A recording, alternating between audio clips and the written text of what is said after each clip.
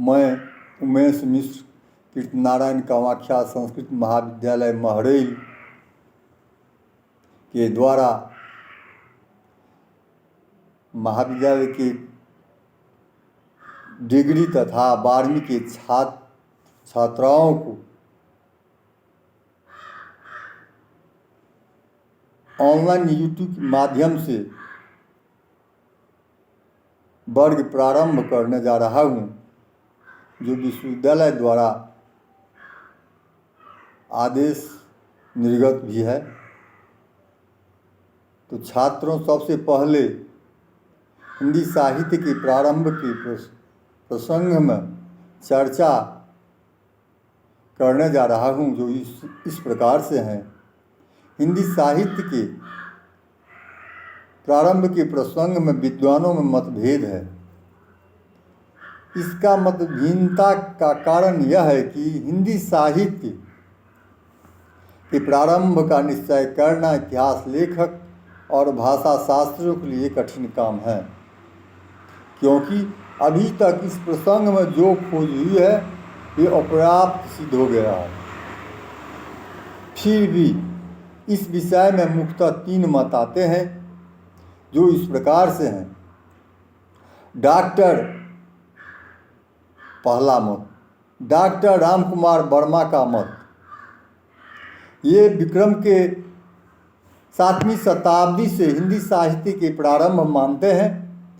साथ ही अपने के समर्थन में उन्होंने राजा भोज के पूर्व पुरुष राजा मान के दरबारी कवि पुष्प के रीति और अलंकार संबंधित ग्रंथों का उल्लेख किया गया है। पुष्प कवि के लक्षण ग्रंथ का उल्लेख शिव सिंह सेंगर, शिव सिंह सरोज में किया है, परंतु यह ग्रंथ वास्तव में अभी तक अपर्याप्त है और उद्धृत अंशों का अभी तक पता नहीं चला है। अब आगे दूसरा मत पुरातत्ववेत्ता डॉक्टर काशी प्रसाद जायसवाल का मत। इन्होंने विक्रम के 9वीं शताब्दी से हिंदी साहित्य का प्रारंभ स्वीकार किया है और सिद्ध सरहप्पा को हिंदी का प्रथम कवि मानते हैं।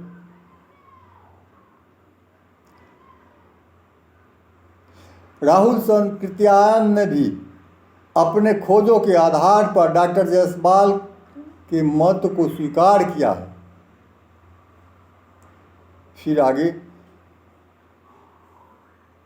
जो तीसरा मत है, डॉक्टर श्याम सुंदर दास, रामचंद्र शुक्ल, हजारी प्रसाद द्विवेदी का मत। इन लोगों ने हिंदी साहित्य का प्रारंभ विक्रम के 11वीं शताब्दी अर्थात विक्रम संवत 1150 स्वीकार किया है। अर्थात विक्रम संवत 1050 से स्वीकार किया है। तो प्रथम मत में यह देखा जाता है कि ये पुष्प कवि की रचना नहीं मिलती है, तो केवल अनुश्रुतियों के आधार पर इन्हीं से और विक्रम के 7वीं शताब्दी से हिंदी साहित्य का प्रारंभ मान लेना कठिन हो जाता है। दूसरी बात यह है कि अगर पुष्प कवि का ग्रंथ लक्षण ग्रंथ है तो पर्याप्त साहित्य के निर्माण के बाद ही लक्षण ग्रंथ का निर्माण होना उचित हो जाता है। किसी भी भाषा साहित्य की प्रारंभिक दशा में लक्षण ग्रंथ नहीं तैयार किया जाता है, तब तो हिंदी साहित्य का प्रारंभ 7वीं शताब्दी से और भी पीछे ले जाना पड़ेगा।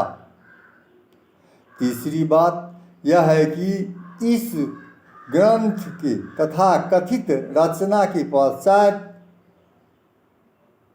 भी हिंदी में 200-300 वर्षों तक कोई भी रचना उपलब्ध नहीं होगी।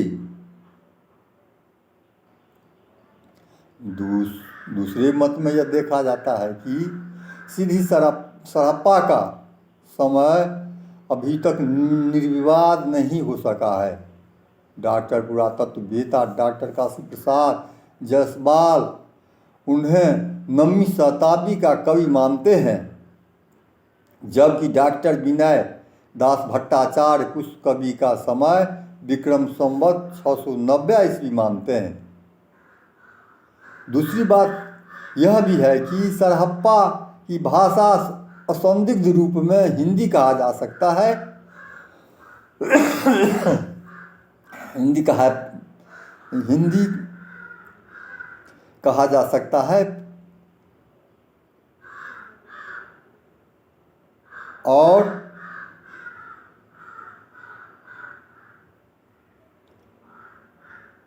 फिर दूसरी बात यह भी है कि सरहप्पा की भाषा असंदिग्ध रूप में हिंदी नहीं कहा जा सकती। इसकी भाषा को बहुत से विद्वानों पर भ्रंश कहा है, पुरानी हिंदी नहीं।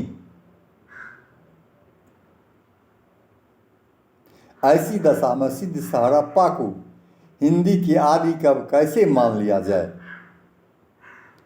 कुछ विद्वानों की दृष्टि में इतनी बात अवश्य है कि सरहप्पा के पद्यों में हिंदी का प्रारंभिक लक्षित होता है। माने सरहप्पा के पद्यों में हिंदी का प्रारूप लक्षित होता है। इस सरहप्पा के पद्यों में हिंदी भाषा का विकास अपभ्रंश से ही हुआ और प्रारंभिक हिंदी साहित्य का प्रभाव भी दिखाई देता है, परंतु इस सिद्धों की रचनाओं में जिस भाषा का प्रयोग हुआ है उसे हम साहित्यिक अपभ्रंश स्वीकार करते हैं, प्राचीन या पुरानी हिंदी नहीं। तीसरी मत में डॉक्टर श्याम सुंदर दास के अनुसार अपभ्रंश के प्रसिद्ध व्याकरणकार, अगर अपभ्रंश के कुछ प्रसिद्ध व्याकरणकार हेमचंद्र ने अपनी पुस्तक हेमचंद्र शब्दानुशासन में अगर अपभ्रंश की कुछ उदाहरण दिए हैं, उसमें हिंदी के प्रारंभिक रूप का झलक स्पष्ट दिखाई देती। हेमचंद्र जी जो उदाहरण दिए हैं उनके समय के पूर्व के होंगे, क्योंकि उदाहरण पूर्ववर्ती रचना के आधार पर ही दिया जाता है।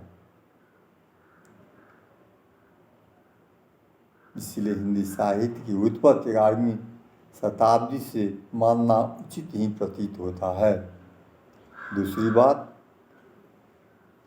यह भी है कि 11वीं शताब्दी में हिंदी साहित्य की जो परंपरा चली वह अवध आगत से आगे बढ़ती गई, जो उपलब्ध सामग्री के आधार पर सिद्ध है।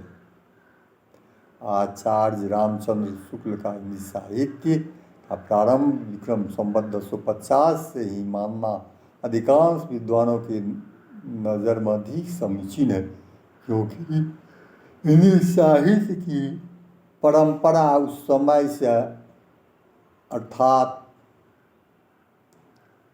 अवाधि गति से चली आ रही है। विद्वानों ने कुछ अनुसंधान किए हैं और कुछ अभी भी लगे हुए हैं, फिर भी ये नवीन उपलब्ध सामग्री हिंदी साहित्य के आदिकाल को निर्धारित करने के लिए अभी भी अपर्याप्त है। इससे पहले भी प्राप्त सामग्री को हिंदी से अधिक अपभ्रंश मानना ही अधिक समीचीन मालूम पड़ता है। 11वीं शताब्दी से पूर्व अपभ्रंश भाषा में प्राचीन हिंदी की झलक अवश्य दिखाई देती है, पर उस अपभ्रंश भाषा को प्राचीन हिंदी मान लेना, जैसे कि अंग्रेजी और संस्कृत्यायन मान लिया है, युक्त संगत नहीं प्रतीत होता है। वस्तुतः भाषा शास्त्र की दृष्टि से अपभ्रंश और हिंदी भिन्न भाषा है। एक स्वतंत्र भाषा के रूप में इन भाषा और इसके साहित्य का विकास विक्रम 11वीं शताब्दी से ही देखा जाता है।